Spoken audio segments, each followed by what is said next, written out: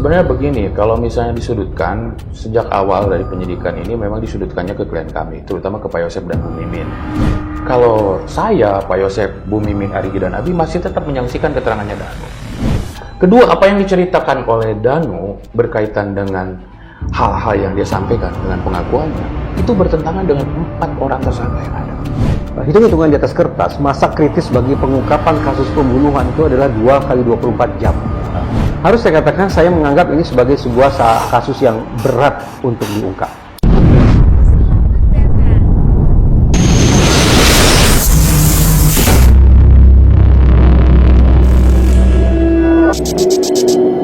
Selamat menonton dan jangan lupa di-subscribe ya. Berangkat dari soal TKP yang sudah 2 tahun terlantar, kalau menurut saya nggak juga nggak tahu, tapi 2 tahun terus kemudian baru sekarang lagi diolah TKP ulang. Kalau dari sudut ilmu psikologi forensik yang katanya mengil Usil jahil. Ya, Walaupun sebenarnya niatnya konstruktif. itu ada nggak sudut pandang yang berbeda? Ya, sejak awal kasus ini mencuat, memang ketika berhari-hari seolah tidak ada langkah maju yang berhasil dilakukan oleh teman-teman di Polres Subang ataupun Polda Jawa Barat, saya sempat katakan bahwa hitung-hitungan di atas kertas, masa kritis bagi pengungkapan kasus pembunuhan itu adalah 2 kali 24 jam. Jadi, sekali lagi hitung-hitungan di atas kertas nih ya, kalau kemudian olah TKP, pemeriksaan saksi, dan seterusnya tidak bisa dituntaskan dalam waktu 2 kali 24 jam, maka dikhawatirkan bahwa peluang pengungkapan kasus dari hari ke hari akan makin turun. Bisa karena TKP-nya tercemar, bisa karena saksi hilang ingatan. Kenapa hilang ingatan? Ini tidak ada sangkut pautnya dengan kewarasan atau tidak kewarasan. Peristiwa pembunuhan itu kan peristiwa yang menakutkan. Secara alamiah tidak ada orang yang mau mengingat-ingat peristiwa yang menakutkan, betul? Nah, jadi wajar kalau kemudian tanpa diperintah sekalipun dari hari ke hari ingatan tentang peristiwa kejahatan, apapun kejahatannya, akan makin lama makin susut, makin raib. Seperti saya katakan, 2 kali 24 jam adalah masa yang kritis. Bagi harapannya, TKP-nya masih steril, ingatannya masih utuh, calon-calon saksi berikutnya masih ada dan masih bisa diperiksa oleh polisi, dan seterusnya. Jadi dengan 2 tahun setelah kejadian, kalau kemudian kita bicara hari ini, bagaimana kemudian probabilitas atau peluang pengungkapannya, harus saya katakan berdasarkan perspektif keilmuan yang saya tahu, yang sudah barang tentu ada keterbatasan juga ya. Harus saya katakan, saya menganggap ini sebagai sebuah kasus yang berat untuk diungkap. Diungkap dengan memenuhi 4 syarat atau 4 ciri.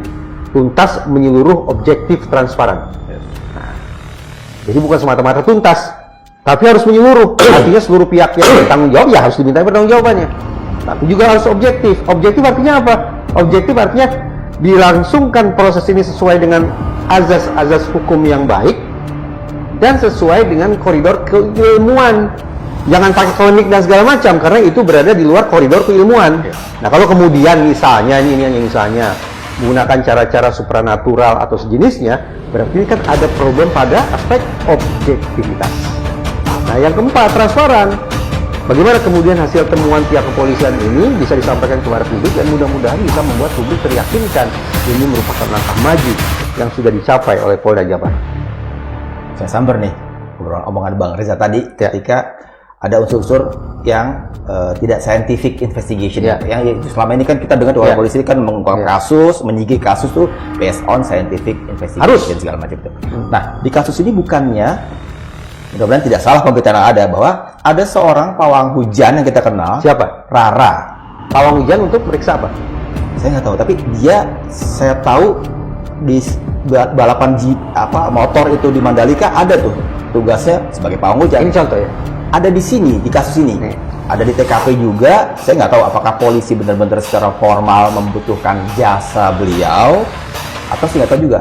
Atau Bang Rohmat punya cerita tentang itu di BAP. Ahli itu di BAP. Ahli siapa namanya nih? Rara. Pawang hujan. Itu di BAP. Iya, seorang katanya punya kekuatan indigo. Ya, artinya begini, kalau ahli yang dilibatkan oleh pihak kepolisian itu pasti di BAP. Nah, sekarang pertanyaan saya, pawang hujan ini dikategorikan sebagai ahli atau bukan? Kalau dikategorikan sebagai ahli, pasti ada dong BAP-nya.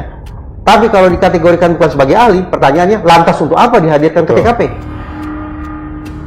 Jadi yang saya tahu, saya dapat informasi kemarin dari orang lapangan, orang saya di Subang juga. Bahkan saya lihat juga pengakuan dia di media sosial, ada di berita juga bahwa memang dia diminta oleh polisi membantu. Salah satunya adalah menerawang keberadaan bukti golok. Itu, berita itu sudah banyak, berita itu beredar di mana-mana. Tapi saya tidak begitu saja mencerna, yang saya coba lihat dulu. Tapi saya memang dapat kepastian dari teman-teman di sana. Kemudian dapat videonya juga, oh benar. Oh, punya videonya ya tentang ada kehadiran Rara di sana. Sudah nyebar di mana-mana. Di dalam Police Line. Di akun gosip itu sudah ada. Di akun gosip sudah ada. Ada di dalam Line, bukan di luar Line. Untuk menemukan, katanya diminta oleh pihak kepolisian untuk membantu menerawang alat bukti yang disampaikan oleh Danu. Salah satunya adalah golok itu ya. Gitu. Bang Rahmat punya file video juga. Ada di media sosial sudah banyak. Tapi secara personal, secara pribadi punya juga. Secara personal ada kegiatan di sana. Memang saya dikirim oleh orang saya ketika ada kejadian kemarin. Jadi saya mengetahui ada pelibatan seorang dukun Pawang Hujan hadir di TKP. saya merasa menambah rumit. Ya, saya merasa kondisi punya sekarang. kepentingan untuk memberikan disclaimer begini. Kasus pembunuhan, apalagi pembunuhan berencana, itu kan kasus serius ya. Tidak hanya keluarga korban punya kepentingan bagi terungkapnya kasus ini, tapi masyarakat juga. Karena selama para pelaku itu masih bergentayangan, maka ya boleh jadi loh mereka akan mengulangi perbuatan itu, gitu ya. Karena itu saya dalam posisi menyemangati pihak kepolisian untuk mengungkap kasus ini hingga sekali lagi tuntas, menyeluruh, objektif dan transparan. Tapi maaf nih, pada menit kesekian kita ini ngobrol, ketika disebut ada pawang hujan, saya kok agak kurang nyaman ya. Saya khawatir kalau betul-betul di TKP itu dihadirkan pawang hujan oleh pihak kepolisian sendiri.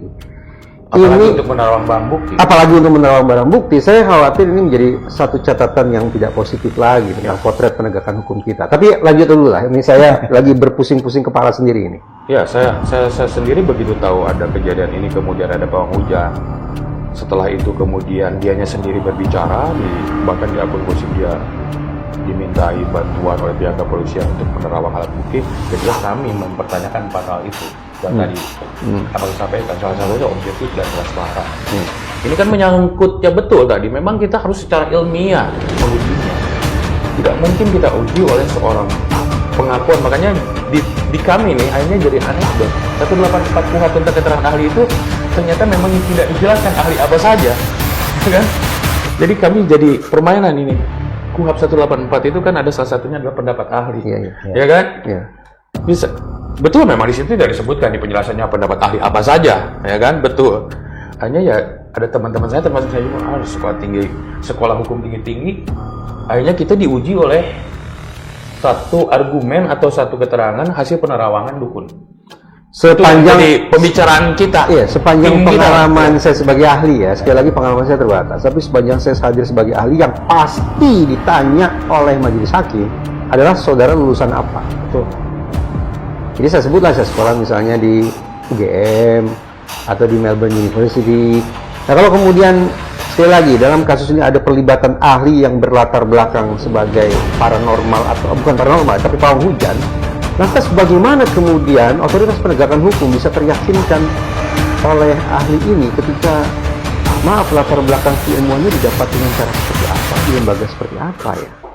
Prinsipnya secara keilmuan tidak bisa dipertanggungjawabkan secara ilmiah. Ya, karena ukurannya tetap harus ada ijazahnya, harus ada pengalamannya, harus kita bisa uji secara ilmiah itu. Itu satu. Keduanya, buat saya ini semakin menambah rumit penyidikan perkara ini di Polda Jabar. Saya tanya, setelah mendatangkan pawang hujan untuk menerawang lokasi instrumen kejahatan, hasilnya apa? Hasil terawangannya apa? Katanya menurut keterangan dia itu di media itu dia sampaikan ternyata goloknya ada di sungai. Katanya. Goloknya ada di sungai. Goloknya ada di sungai. Di sungai sekitar situ. Saya nggak tahu, pokoknya ada di air katanya. Dan polisi sekarang sudah menemukan golok itu. Saya kurang tahu, saya tidak mengikuti itu ya, karena fokus kita tetap ke pendampingan yang empat tersangka itu. Ya, yang jelas, kalaupun nanti muncul alat bukti yang seperti yang disampaikan itu, tentunya kita pertanyakan. Ya kan? Secara hukum kita pertanyakan itu datangnya dari mana, bagaimana kesesuaiannya dengan keterangan saksi yang lain, kesesuaiannya dengan hasil visum, luka yang ada di tubuh korban, kan tentunya harus sesuai. Apakah itu betul golok yang itu yang digunakan? Itu akan banyak menimbulkan pertanyaan dari kami tentunya.